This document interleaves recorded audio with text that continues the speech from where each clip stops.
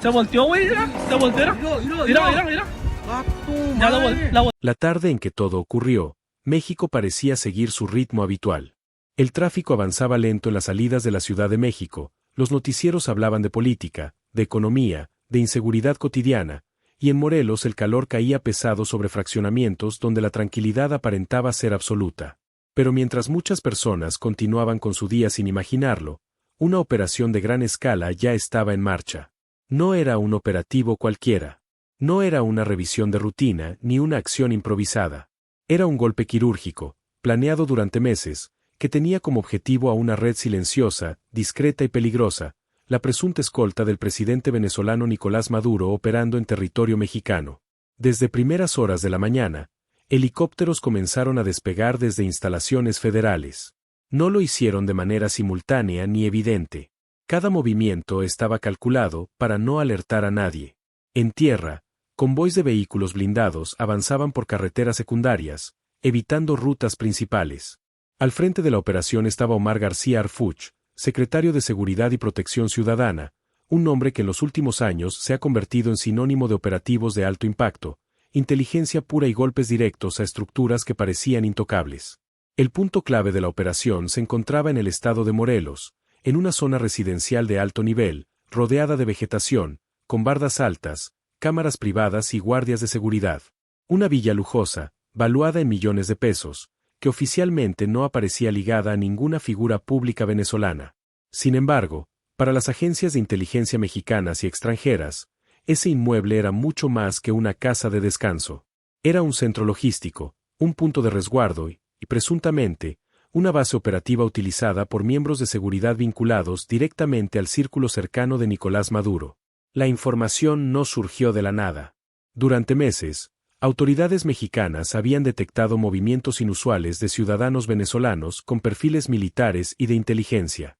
Entradas y salidas del país, estancias prolongadas sin justificación clara, uso de empresas fachada, vehículos de lujo registrados a nombre de terceros y un patrón que comenzaba a repetirse, todos convergían, de una u otra forma, en Morelos. No se trataba de turismo. Tampoco de inversiones normales. Había algo más. La mañana del operativo, poco antes del mediodía, el sonido de helicópteros rompió el silencio en la zona. Al principio, algunos vecinos pensaron que se trataba de ejercicios militares o de un traslado oficial. En Morelos no es raro ver helicópteros. Pero cuando las aeronaves comenzaron a descender en círculos cerrados, cuando las patrullas bloquearon accesos y cuando hombres fuertemente armados descendieron con rapidez y precisión, la realidad quedó clara, algo grande estaba ocurriendo. La villa fue rodeada en cuestión de minutos. No hubo advertencias públicas. No hubo negociación visible. La orden era clara: ingresar, asegurar el perímetro, neutralizar cualquier riesgo y detener a las personas objetivo. Dentro del inmueble se encontraban varios individuos, todos de nacionalidad venezolana, algunos con documentos diplomáticos vencidos, otros con estatus migratorio irregular. De acuerdo con información preliminar, al menos 4 de ellos habían formado parte de cuerpos de seguridad especiales en Venezuela y eran considerados escoltas directos del entorno presidencial. La detención se realizó sin disparos, sin enfrentamientos, sin víctimas. Esa fue una de las claves del operativo: precisión absoluta. Las personas aseguradas fueron trasladadas de inmediato a instalaciones federales para su identificación plena. Sus teléfonos, computadoras, dispositivos electrónicos y documentos fueron asegurados en el lugar. Cada objeto fue tratado como evidencia sensible. Cada archivo podía contener información clave. Mientras eso ocurría en Morelos, otro frente se activaba de manera paralela. En la Ciudad de México, unidades especializadas realizaban cateos en domicilios vinculados a la misma red. Departamentos de lujo, oficinas discretas, bodegas aparentemente abandonadas. Todo estaba conectado. No era un grupo aislado. Era una estructura. La figura de Harfuch se mantenía en segundo plano, como es su estilo. No apareció de inmediato ante las cámaras. No hubo declaraciones triunfalistas. El mensaje se reservó para después, cuando la operación estuviera completamente cerrada. Y ese detalle no es menor. En este tipo de casos, la discreción es tan importante como la fuerza. A medida que pasaban las horas, comenzaron a surgir más datos. La villa decomisada no solo era un lugar de descanso. Según las investigaciones, había sido utilizada para reuniones privadas, encuentros con intermediarios y como punto de resguardo para personajes que necesitaban desaparecer del radar por periodos cortos. No necesariamente Nicolás Maduro en persona, pero sí gente de su máxima confianza. Gente que no podía ser vista en hoteles ni en espacios públicos. El inmueble contaba con sistemas de seguridad avanzados, habitaciones acondicionadas como oficinas, áreas restringidas y documentos que no correspondían a una simple residencia vacacional. Todo indicaba una operación pensada a largo plazo, no algo improvisado. Aquí vale la pena detenernos un momento y preguntarte algo. ¿Te imaginabas que una estructura de este nivel pudiera operar en México sin levantar sospechas durante tanto tiempo? Es justo este tipo de preguntas las que hacen que casos como este sean tan delicados. Suscríbete si te gusta el video. La relación entre México y Venezuela ha sido, por decirlo menos, compleja. Aunque oficialmente no existe un rompimiento, las tensiones políticas, diplomáticas e ideológicas han marcado los últimos años. En ese contexto, la presencia de una presunta escolta extranjera operando sin autorización plena representa un asunto de seguridad nacional. No es solo un tema migratorio. Es un tema de soberanía. Fuentes cercanas a la investigación señalan que la información que permitió este operativo provino de un cruce de datos entre agencias mexicanas y aliadas internacionales. Movimientos financieros detectados fuera del patrón normal, transferencias de dinero que no cuadraban con los ingresos declarados, y una red de empresas que parecían existir solo en el papel. El dinero, como casi siempre, dejó huellas. Uno de los elementos que más llamó la atención fue el nivel de vida que llevaban los detenidos. Vehículos de lujo, relojes costosos, efectivo en distintas monedas y una vida que no coincidía con actividades laborales formales. Para los investigadores, eso fue una señal clara de que no se trataba de simples empleados o asesores. El decomiso de la villa fue solo una parte del golpe. Las autoridades también aseguraron cuentas bancarias, propiedades adicionales y vehículos. Cada aseguramiento representaba no solo un golpe económico, sino también simbólico. Porque lo que estaba en juego no era únicamente una red de escoltas, sino la posibilidad de que territorio mexicano estuviera siendo utilizado como refugio estratégico por actores extranjeros con fines poco claros. Cuando finalmente se emitió el comunicado oficial, el lenguaje fue cuidadoso. Se habló de personas detenidas por irregularidades migratorias, de investigaciones en curso y de bienes asegurados. No se mencionó directamente a Nicolás Maduro en los primeros párrafos. Pero el mensaje era evidente para quien supiera leer entre líneas. El golpe iba dirigido al entorno. Omar García Harfuch confirmó que se trataba de una operación basada en inteligencia, que no fue producto de una denuncia aislada ni de una casualidad. Se enfatizó que México no permitirá que su territorio sea utilizado para operaciones de seguridad privada extranjera sin autorización, y mucho menos para actividades que pongan en riesgo la estabilidad nacional. Las reacciones no tardaron. En redes sociales, el tema explotó. Algunos celebraron la acción como una muestra de firmeza. Otros cuestionaron por qué había tardado tanto en detectarse la operación. Hubo quienes pidieron explicaciones más claras, y quienes, con ironía, preguntaban cuántas villas más existirían escondidas entre fraccionamientos exclusivos.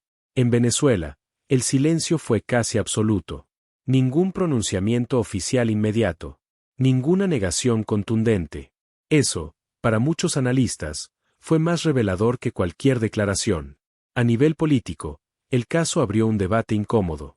¿Hasta qué punto gobiernos extranjeros utilizan países aliados o neutrales como extensiones de sus propias estrategias de seguridad?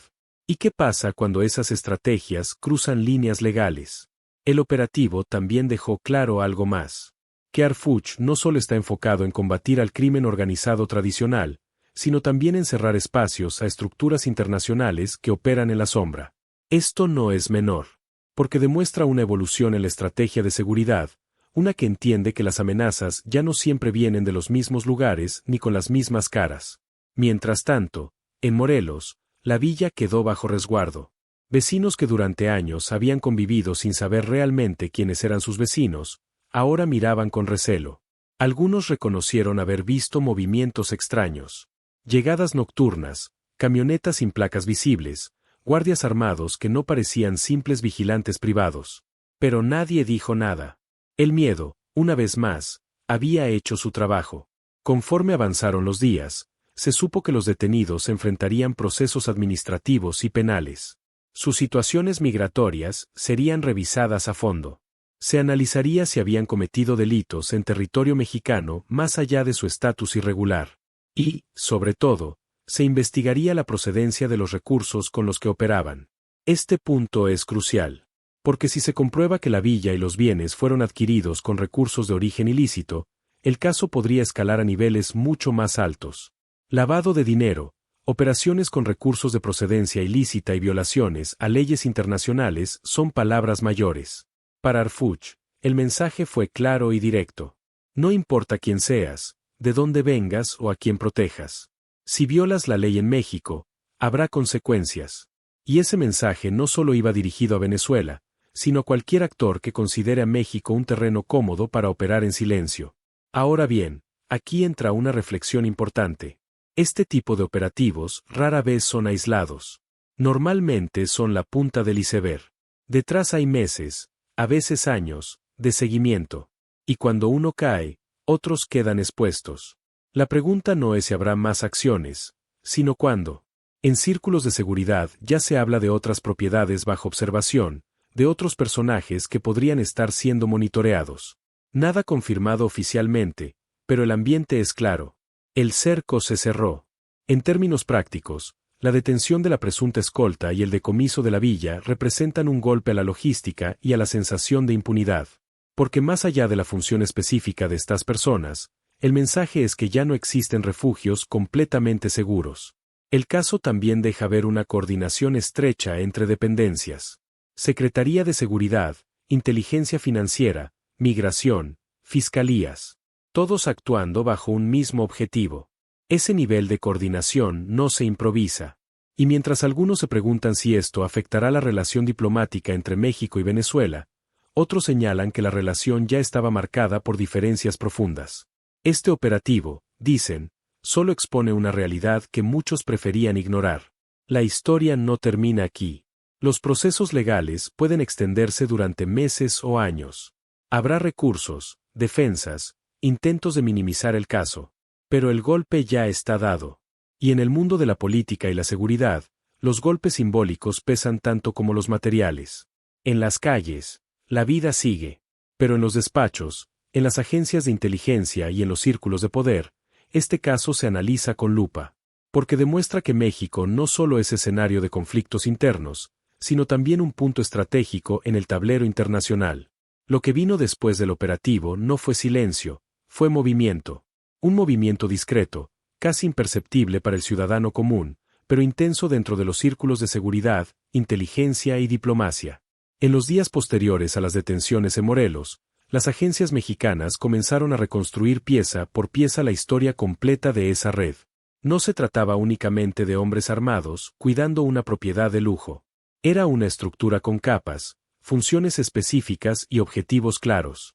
Los peritajes iniciales sobre los dispositivos electrónicos asegurados revelaron algo inquietante.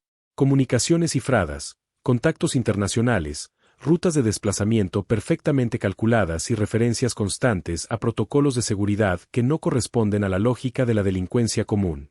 Eran procedimientos propios de entrenamientos militares formales. Uso de palabras clave, horarios rotativos, cambios de vehículos planeados con anticipación. Todo indicaba que esas personas no improvisaban. Sabían exactamente cómo moverse sin llamar la atención.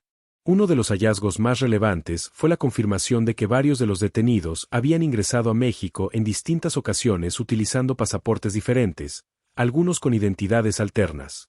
No eran documentos falsos en el sentido tradicional, sino pasaportes auténticos emitidos por autoridades extranjeras, lo que abrió una línea de investigación delicada. ¿Quién facilitó esos documentos? ¿Con qué objetivo? ¿Y bajo qué acuerdos no declarados? Las autoridades migratorias comenzaron a revisar ingresos anteriores de ciudadanos venezolanos con perfiles similares. El patrón se repetía. Estancias largas, salidas breves a países de Centroamérica y regresos casi inmediatos. México funcionaba como base. Un punto intermedio. Un lugar donde podían pasar desapercibidos, mezclarse con la vida cotidiana y operar sin la presión que existe en otros países. En paralelo, La unidad de inteligencia financiera inició un rastreo profundo de los recursos ligados a la villa decomisada. Las cuentas no estaban a nombre de los detenidos. Estaban distribuidas entre empresas inmobiliarias, consultoras de papel y personas físicas sin actividad económica real. Un esquema clásico, pero ejecutado con cuidado extremo. Cada transacción parecía legal en apariencia, pero al analizar el conjunto, el rompecabezas empezaba a tomar forma. Uno de los investigadores consultados, bajo condición de anonimato, explicó que este tipo de redes no se montan para proteger a cualquiera. Requieren inversión, paciencia y respaldo político. No se trata de improvisar una casa segura, sino de establecer una infraestructura que pueda operar durante años sin levantar alertas. Eso fue lo que más llamó la atención de los analistas. La duración. El tiempo que esta estructura llevaba funcionando sin ser detectada públicamente. A nivel interno, el caso reforzó la figura de Harfuch como uno de los operadores más relevantes del actual aparato de seguridad.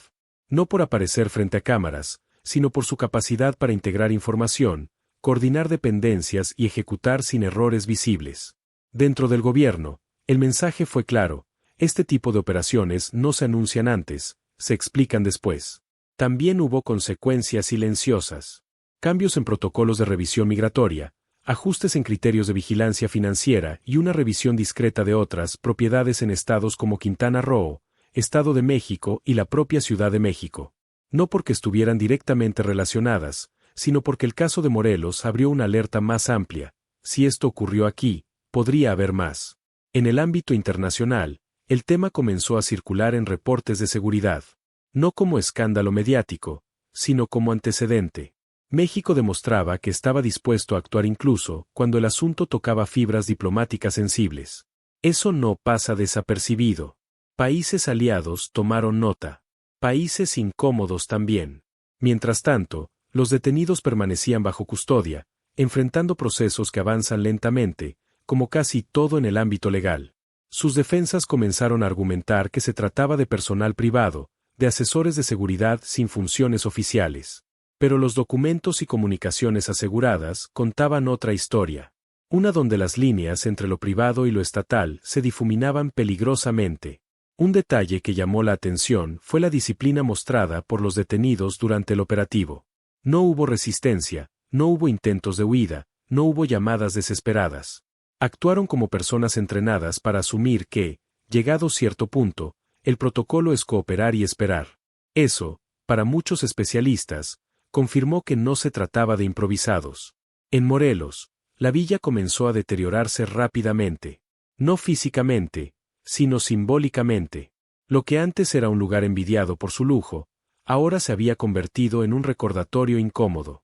Vecinos evitaban hablar del tema. Algunos incluso pidieron mudarse. Vivir al lado de lo que fue una base encubierta deja huella. No importa cuánto dinero tengas, la sensación de seguridad no se compra tan fácilmente. El caso también reavivó un debate más amplio sobre el papel de México en el contexto regional. Durante años, el país ha sido visto como un territorio de tránsito, de refugio, de negociación. Pero ese rol tiene límites. Y el operativo en Morelos marcó uno de esos límites de forma clara. Analistas coinciden en que este tipo de acciones no buscan provocar rupturas diplomáticas inmediatas, sino establecer reglas no escritas. Líneas que no deben cruzarse. Mensajes que no se dicen en conferencias, pero se entienden perfectamente en los pasillos del poder. En ese sentido, el decomiso de la villa fue tan importante como las detenciones. Porque las propiedades hablan. Dicen dónde se invierte, dónde se confía, dónde se planea quedarse. Quitarle a una red su espacio seguro es desarticular una parte fundamental de su operación. Con el paso de las semanas, nuevas preguntas comenzaron a surgir. ¿Cuántas redes similares operan bajo el radar? ¿Cuántas propiedades de lujo esconden historias que nadie quiere contar? ¿Y cuántas veces la normalidad cotidiana es solo una fachada? Para el ciudadano común, estos temas pueden parecer lejanos.